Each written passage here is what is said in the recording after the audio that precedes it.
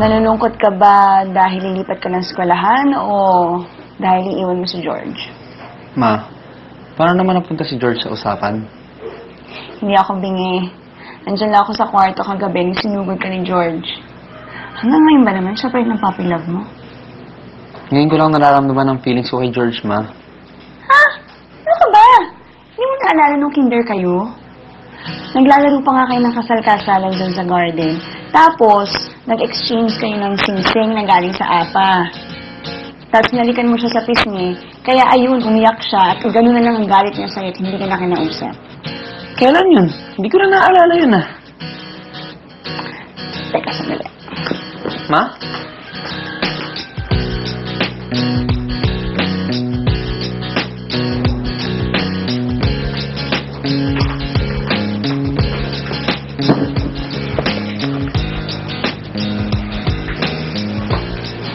Ayan, naalala mo na?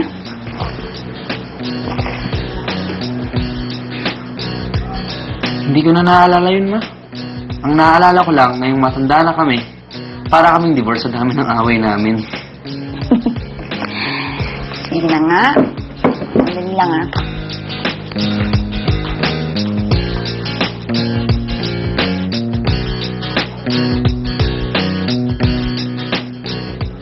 O, Tol. Kamusta? Okay ka lang ba? Ma? Pwedeng dito mag-dinner si JC ngayong gabi? Oo naman. Maghahain lang ako.